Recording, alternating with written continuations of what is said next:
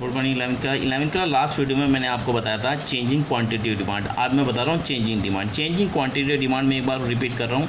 Changing quantity demand का मतलब होता है जब प्राइस में चेंज आने की वजह से डिमांड में इफेक्ट पड़ता है और बाकी सारे फैक्टर कांस्टेंट रहते हैं, स्थिर रहते हैं। उसके अलावा जो उससे लिंक करते हैं फैक्टर वो कांस्टेंट रहते हैं, जैसे substitution good, complementary goods, consumer की इनकम, कंज्यूमर का प्रेफरेंस, चेंज फ्यूचर में चेंज होने वाला प्राइस। तो ये सारी चीज़ें कांस्टेंट है। और प्राइस अगर कम हो डिमांड बढ़ जाए, प्राइस अगर बढ़े तो डिमांड कम हो जाए, तो इसे हम चेंजिंग क्वांटिटी डिमांड बोलते हैं। क्या बोलते हैं? Changing quantity demand.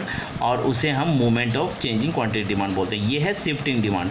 Shifting demand को बोलते हैं चेंजिंग डिमांड भी बोलते हैं। चेंजिंग डिमांड का मतलब क्या होता है? चेंजिंग डिमांड का मतलब होता है प्राइस को छोड़कर बाकी किसी फैक्टर में कोई इफेक्ट आए, बाकी किसी फैक्टर में कोई चेंज आए, प्राइस को छोड़कर यहाँ प्राइस को छोड़कर प्राइस कांस्टेंट रहे लेकिन और किसी फैक्टर में चेंज आए तो फिर चेंजिंग डिमांड बोला जाता है। Change in one of the other factor shift to demand curve. अब इसे हम समझेंगे।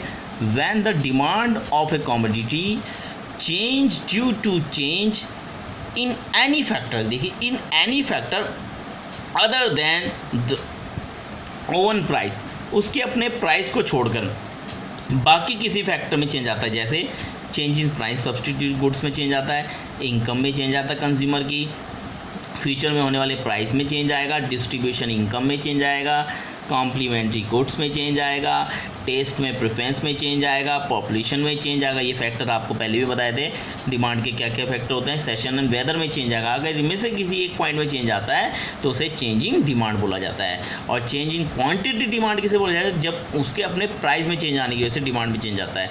और अगर डिमांड में चेंज किसी प्राइस को छोड़कर किसी और फैक्टर की चेंज की वजह से हो रहा है, प्राइस को छोड़कर किसी ये जो फैक्टर है इनकी वजह से हो रहा है, प्राइस को छोड़कर इन फैक्टरों के चेंज की वजह से हो रहा है, तो इसे चेंज इन डिमांड बोला जाएगा।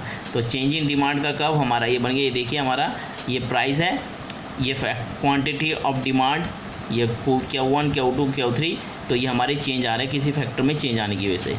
ये हमने ये मेन था, नीचे ऊपर ये दोनों तरफ हमारा शिफ्ट हो गया। कम भी हो सकता है, ज़्यादा भी हो सकता है। कॉम्प्लीमेंट्री गुड्स और सब्सिट्यूट इनकम सब पे डिपेंड करेगा। तो राइट की तरफ लेफ़्ट की तरफ मूव करा और राइट की तरफ मूव करके, लेफ़्ट की तरफ मूव करा और राइट की तरफ मूव कर गया। तो एक जगह इंक्रीजिंग डिमांड शो कर रहा है, ये इंक्रीजिंग डिमांड शो कर रहा है, ये डिक्रीजिंग डिमांड शो कर रहा है, ये इंक्रीजिंग डिमांड शो कर रहा है, ये डिक्रीजिंग डिमांड शो कर रहा है। मे बी आपको समझ में आ गया होगा। अगर राइट की तरफ मूव कर रहा है तो डिमांड इंक्रीज़ हो रही है और लेफ़्ट की तरफ मूव है डिमांड कम हो रही है। तो अगर डिमांड के अकॉर्डिंग हमारा किसी फैक्टर में चेंज आ रहा है, डिमांड के अकॉर्डिंग, जैसे इनकम बढ़ रही है तो राइट की तरफ मूव कर जाएगा, लेकिन अगर इनकम कम हो रही है तो लेफ़्ट की तरफ मूव कर जाएगा। कोई सा भी एक फैक्टर पकड़ लिए, changing income of the consumer, price substitution, अगर सब्सटीट्यूशन गुड्स का रेट हाई हो गया तो उसकी डिमांड बढ़ जाएगी। क्या हो जाएगी? बढ़ जाएगी। और अगर कम हो गया तो डिमांड कम हो जाएगी, डिमांड बढ़ जाएगी। उसका रेट हाई हो गया तो डिमांड बढ़ जाएगी और कम हो गया तो डिमांड कम हो जाएगी। सब्सटीट्यूशन गुड्स पता है ना आपको, यानी जैसे टी और कॉफ़ी, अगर टी का रेट हाई हो जाएगा तो कॉफ़ी की डिमांड ऑटोमेटिक बढ़ जाएगी और टी का प्राइस अगर कम हो जाएगा तो उसकी डिमांड ऑटोमेटिक बढ़ जाएगी। यानी कहने का मतलब है इससे सब्सटीट्यूशन गुड्स, जो सब्सटीट्यूशन गुड होता है उसमें चेंज आ रहा है। यानी यानी ये जो मैंने फैक्टर्स बताए हैं प्राइस को छोड़कर, जो उसका अपना प्राइस होता है। फॉर एग्जांपल मैं टी की बात कर रहा हूँ, टी का अगर अपने प्राइस को छोड़कर अगर कॉफ़ी के प्राइस में चेंज आ रहा है, कॉफ़ी का प्राइस बढ़ रहा है तो टी के डिमांड बढ़ जाएगी। और कॉफ़ी का प्राइस अगर बढ़ रहा है तो टी की डिमांड कम हो जाएगी। और कॉफ़ी का प्राइस अगर बढ़ रहा है तो टी की डिमांड क्या हो जाएगी? बढ़ जाएगी। लेकिन कॉफ़ी का प्राइस अगर कम हो रहा है तो टी कम हो जाएगा, कॉफ़ी का प्राइस, तो टी की डिमांड कम हो जाएगी। कैसे? मान के चलिए हम हम चाय पी रहे हैं। अब चाय के रेट पे नहीं ध्यान देना, क्योंकि हम चाय का अपना ओन प्राइस है, हम उसके सब्सटीट्यूशन गुड कॉफ़ी पे देख रहे हैं। अब हमने देखा कि भाई कॉफ़ी तो इससे भी सस्ती है, तो हम कॉफ़ी अगर सस्ती हो गई इससे ज़्यादा, अगर कॉफ़ी ज़्यादा सस्ती हो जाएगी तो टी की डिमांड कम हो जाएगी, टी की तरफ थोड़ी भागे, हम तो कॉफ़ी पियेंगे। और अगर चाय की डिमांड कॉफ़ी के रेट हाई हो जाएंगे तो हम चाय ही पियेंगे, फिर चाय की क्वांटिटी ऑटो बढ़ जाएगी। तो प्राइस उसके अपने टी के अपने प्राइस को छोड़कर और किसी सब्सक्रिप्शन गुड्स या कंज्यूमर इनकम, इस तरह से कोई भी चीज़, ये फैक्टर जो दे रहे हैं, इन फैक्टर में चेंज आता है तो उसे हम चेंजिंग डिमांड बोला जाता है। और अगर ये चेंज उसके पोजीशन के अकॉर्डिंग आए तो राइट की तरफ मूव कर रहा है तो डिमांड बढ़ रही है, लेफ़्ट की तरफ डिमांड कम हो रही है। तो मे भी आपको समझ में आ गया होगा चेंजिंग डिमांड। तो ये कब बनाए हैं कुछ इंक्रीज इन डिमांड कब होगा, जब ये राइट की तरफ मूव करेगा। किसकी तरफ मूव करेगा, राइट की तरफ।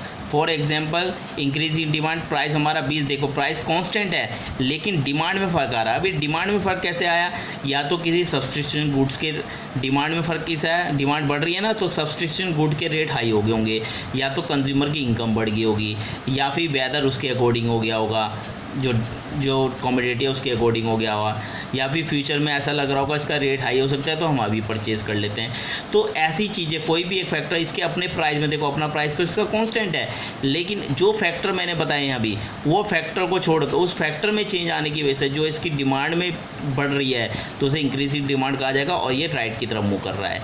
और लेफ़्ट की तरफ मूव कब करेगा, जब डिमांड कम हो रही होगी। तो डिक्रीज इन डिमांड, रेट देखो सेम है, इसमें भी रेट सेम है, लेकिन इसमें डिमांड 100 से 70 होगी, जबकि इसमें 100 से 150 थी, यहाँ कितने होगी 100 से 70। अब 100 से 170 होगी तो डिमांड लेफ़्ट की तरफ मूव करेगी। कहाँ की तरफ, लेफ़्ट की तरफ, इधर की तरफ। ये ओरिजिनल है और ये मूव कर रही है, देखो लेफ़्ट की तरफ डिमांड कम हो रही है, डिमांड कम हो रही है। और ये डिमांड कब होगी, इसका एक एग्जांपल बताएं। फॉर एग्जांपल टी है, फॉर एग्जांपल मैं टी पी रहा हूँ, टी पीता हूँ, मेरी इनकम बहुत बढ़ गई, मेरे घर की मेरी सैलरी बढ़ गई तो मैं टी और ख़रीद लूँगा, और ज़्यादा क्वांटिटी में ख़रीद सकता हूँ। अगर कम होगी इनकम तो मैं कम क्वांटिटी में ख़रीदूँगा। फॉर एग्जांपल वेदर चेंज हो गया, अब गर्मियों में तो हम चाय कम पीते हैं, लेकिन सर्दी आ जाएंगी तो हम ज़्यादा चाय पियेंगे तो डिमांड बढ़ जाएगी, लेकिन प्राइस में कोई इफेक्ट नहीं है, प्राइस सेम टू सेम है, पहले भी इतना ही था अब भी इतना ही है।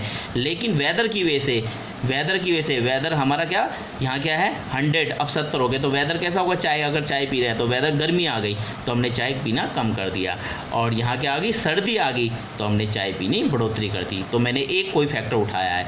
अब इनकम के बेस पर डालो, अगर मेरी इनकम बढ़ गई, एक दूसरा फैक्टर उठा लो, इनकम बढ़ गई तो मैंने चाय बढ़ा दी। यहाँ इनकम मेरी कम हो रही है तो मैंने चाय को कम कर दिया। इस तरह से प्राइस के अपने ओन और अपने ओन प्राइस उसके सेम ही है दोनों कंडीशन में। तो डिमांड तो समझ में आ गया होगा, चेंज इन डिमांड अगर राइट की तरफ मूव कर रहा है तो बढ़ रही है डिमांड, और लेफ्ट की तरफ मूव कर तब दिखाएंगे जब वो डिमांड कम हो रही होगी। तो चेंज इन डिमांड समझ में आ गया होगा। इसमें क्या क्या डिफरेंस है उसे आप कर लीजिए, मैं आपको इमेज सेंड कर दूंगा, वो आपको डिफरेंस आपको पता ही चल जाएगा। आपको डिफरेंस बता दिया। तो मैंने बताया चेंजिंग क्वांटिटी डिमांड, जिसमें दो तरह के पॉइंट होते हैं चेंजिंग क्वांटिटी डिमांड में, एक एक्सपेंशन डिमांड, एक कॉन्ट्रैक्शन और एक्सपेंशन। एक्सपेंशन कब होगा, जब रेट कम होने से क्वांटिटी बढ़ जाती है, रेट कम होने से क्वांटिटी बढ़ जाती है, रेट कम होने से क्वांटिटी बढ़ जाती है, ठीक है। और रेट कम होने से क्वांटिटी बढ़ जाती है, और ये कब होता है हमारा, जब हमारा रेट बढ़ जाने से रेट कम हो जाने से क्वांटिटी बढ़ जाती है। और कॉन्स्ट्रक्शन कब होगा, जब रेट बढ़ जाने की वजह से क्वांटिटी कम हो जाती है, क्लियर हो गया। तो ये मैंने आपको इसका कब बताया था, किस तरह से कब होता है ये बताया था। देखिए यहाँ 20 में एक्सपेंशन कब होता है, जब 20, 100 और 15 रेट कम होने से बढ़ गई क्वांटिटी, और 20, 100, 25 रेट बढ़ने से क्वांटिटी कम हो गई। तो ये कंस्ट्रक्शन और डिमांड था, और ये एक्सपेंशन डिमांड। ये क्या होता है, जब प्राइस के कारण, प्राइस की वजह से कोई क्वांटिटी में चेंज आता है उसके अपने प्राइस की वजह से, तो एक्सपेंशन डिमांड और कंस्ट्रक्शन डिमांड कहते हैं। इसे कहते हैं चेंजिंग क्वांटिटी ऑफ डिमांड। अब changing quantity demand, changing demand का मैंने बताया था, चेंजिंग डिमांड कहता है राइट की तरफ और लेफ्ट की तरफ मूव करेगा, राइट की तरफ लेफ्ट की तरफ। और चेंजिंग डिमांड किसे कहा जाएगा, जब उसके अपने प्राइस सेम रहे, लेकिन ये जो अदर फैक्टर हैं जो मैंने बताए, इस फैक्टर में चेंज आने की वजह से तो डिमांड में चेंज आता है। प्राइस को छोड़कर और अदर फैक्टर में कोई चेंज आता है तो डिमांड में चेंज आता है। तो मे भी आपको समझ में आ गया होगा, इन्हें नोट डाउन कर लीजिए, इमेज में सेंड कर दूँगा। Bye 11th class.